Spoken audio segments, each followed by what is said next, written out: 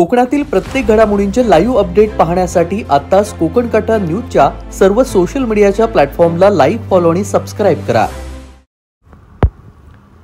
गणपती बाप्पाच्या आगमनाची तयारी सर्वत्र सुरू झाली असून गुहागर तालुक्यातील वेळप नाळेवाडी येथील कलाधिपती आर्ट्स कारखान्यात देखील मूर्तींना अंतिम स्वरूप देण्याची लगबग सुरू आहे. मूर्तिकार समीर रमेश वेल्लाल गेल्या 16 वर्षापासून आपल्या कुशल हातांनी सुबक आणि आकर्षक गणेश मूर्ती घडवत आहेत. या वर्षीचा गणेशोत्सव काही दिवसांवरती येऊन ठेपलाय. समीर यांच्या कारखान्यामध्ये सध्या मूर्तींना रंग देण्याचं काम युद्धपातळीवरती सुरू आहे.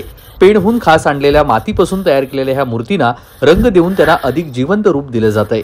समीर यांच्यासोबत त्यांचे चुलत भाऊ आणि आई देखील या कामामध्ये त्यांना मोलाची मदत करतात. गेल्या 16 वर्षापासून समीर यांनी कलाधिपती आर्ट्सच्या माध्यमातून अनेक कुटुंबांना रोजगार दिलाय. सध्या त्यांच्या कारखान्यामध्ये एकूण 14 कामगार काम करतात. प्रत्येकाचा हात या कामामध्ये लागल्यानं गणेश मूर्तींचं काम वेळेवरती पूर्ण होत आहे.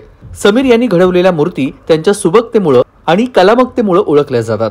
यंदाच्या गणेशोत्सवासाठी तयार झालेल्या ह्या मूर्ती बाप्पाच्या भक्तांना नक्कीच आकर्षित करतील अशी खात्री समीर वेल्लाल यांनी व्यक्त केली. कारखान्याचं नाव आहे कलाधिपती आर्ट्स वेळप नालेवाडी. मी साधारण 2005 पासून काम करतोय. माझ्या कारखान्याची सुरुवात 2011 पासून झाली. माझे नाव समीर रमेश वेल्लाळ. मी राहतो वेळप नालेवाडीमध्ये, तालुका गुहागर. शृंगारतळीपासून 2 किलोमीटर घर आहे आपलं नालेवाडीमध्ये. तुमच्या कारखान्याचा इतिहास काय आहे आणि तुम्ही गणपतीच्या मूर्ती बनवण्याचं काम कधीपासून सुरू केलं? हे काम साधारण अक्षय तृतीयेपासून सुरू होतं माझं. 30 तारखेला एप्रिलच्या सुरू झालंय अक्षय तृतीयाला. ही कला तुमच्या कुटुंबात पिढ्यानपिढ्या चालत आली आहे की तुम्ही स्वतः शिकला? नाही, ही कला मी स्वतः शिकलो. म्हणजे शिकलो नाही, माझे पेंटिंग व्यवसायात म्हणजे माझे गुरु आहेत संतोष नांदस्कर. त्यांच्याकडून मी त्यांचं तळवेल शॉप आहे मोठा सद्दार्स म्हणून. त्यांच्याकडे मी शिकलो ही कला कलरची. ते माझे गुरु आहेत. त्यानंतर ते कारखान्याची जी सुरुवात केली ते माझे खरे गुरु तिथे कारखान्यामधले चिपळूण मध्ये माझा मावस भाऊ आहे विनायक आंबेकर म्हणून. त्याच्याकडे मी ही कला शिकलो. गणपतीच्या मूर्ती बनवण्यासाठी तुम्ही नेमकी कोणती सामग्री वापरता आणि ती कुठून येते? मूर्ती बनवण्याची प्रक्रिया, गणपतीची मूर्ती बनवण्याची संपूर्ण प्रक्रिया कशी असते व या कामात साधारण किती वेळ लागतो? कसं आहे, आम्ही पीओपीचा कच्चा माल पेणवरून आणतो. माती सुद्धा शाडू मातीची माती सुद्धा पेणवरून आणतो. साधारण आम्ही 350 गणपती पीओपीचे बनवतो आणि 150 गणपती मातीचे बनवतो. मूर्तीला अंतिम रूप देण्याआधी कोणत्या गोष्टींकडे विशेष लक्ष द्यावे लागते? साधारण मूर्तीला अंतिम काम टप्प्यात नेणं असेल तर एक प्रकारचे कलर, त्याच्यानंतर त्याची आखणी म्हणजे सुबक दिसण्याची जी आखणी असते ती महत्वाची आहे.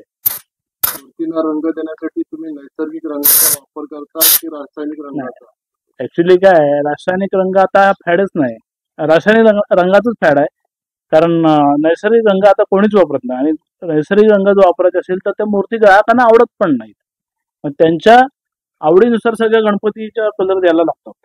या कामात तुम्ही कोणत्या अडचणी येतात आणि तुम्ही यावर कशा मात करता? नाही, शक्यतो कशा आता कामगार मिळत नाही, हा एक मोठी अडचण आहे त्यातली. दुसरी गोष्ट काय आहे, अडचण दुसरी काही येत नाही, फक्त लाईट, हे हवामान, पाऊस, त्यानंतर हे काम करायचे त्याच्यासाठी लागणारी मॅन पॉवर ही महत्वाची. नाव विनायक जाधव, गुहागर. तुम्ही मूर्ती बनवताना कोकणच्या पारंपरिक शैलीचा आणि आधुनिक कलेचा संगम कसा साधता? लोकांना आवडतात मूर्ती, त्या आम्ही बनवतो आणि त्या पद्धतीचीच मूर्ती आणि रंग कलर काम जे पेंटिंग त्यांना आवडतं त्याप्रमाणे आम्ही पेंटिंग करतो. आता नाही म्हटलं तरी आपल्याला कोकणामध्ये ज्या मूर्ती, शाडूच्या मूर्ती जास्त आम्हाला काढाव्या लागतात, पण त्या आमच्याकडून शक्य होत नाहीत. कारण त्या लोकांची मागणी एवढी वाढलेली आहे गणपतीसाठी, त्याला आम्ही पुरे पडू शकत नाही. त्याच्यामुळे आम्हाला प्लॅस्टर ऑफ पॅरिसचा थोडासा जास्तीत जास्त वापर करावा लागतो. शाडू मातीच्या मूर्तींना सध्या जास्त मागणी आहे. तुम्ही पर्यावरणाची काळजी घेण्यासाठी कोणते उपाय करता? पर्यावरणाची काळजी घेण्यासाठी आम्ही जास्तीत जास्त आता नगरपंचायत किंवा ग्रामपंचायती यांना ज्या वरती GR जे आलेले आहेत ते आम्ही फॉलो करण्याचा जास्तीत जास्त प्रयत्न करून आम्ही त्या टब किंवा मोठमोठे तळे आहेत त्याच्यामध्ये विसर्जित करण्याचा जास्तीत जास्त प्रबोधन करत आहोत. या कलेचे जतन करण्यासाठी तुम्ही तरुण पिढीला हे काम शिकवता का? शिकवतो. लहान मुलं आमच्याकडे कामाला आहे तिथे. शाळेतून कॉलेजमधून मुलं येतात अर्धा वेळ आणि ती कला शिकतायत. पूर्ण मूर्ती जेव्हा तयार होते आणि ती आपल्या मनासारखी होते, भावते आपल्याला, त्याच वेळेला ती आम्हाला आवडते. माझं नाव प्राची मधुकर राऊत. मी वेळम नालेवाडी इथेच राहते आणि या वर्षीपासूनच मी इथे कलर करायला आले. इथे येऊन खूप आनंद मिळतो मला. कलर करायला आवडतं मला, त्यामुळे खूप मजा येते. इथली सगळी माणसं पण मस्त आहेत. टाइमपास होतो दिवसभर, मजा येते. धन्यवाद. मी यावरती कामाला लागलोय आणि मी ह्याच्या आधी होतो 2 वर्ष. माझी 10वी आणि 9वी होते म्हणून इथं नव्हतो येत आणि मी इथलाच आहे, याच वाडीतला आहे आणि तिथं मी आनंदात काम करतो. असं माझा मामा म्हणजे मांडीला, म्हणून मी तर कामाला येतो.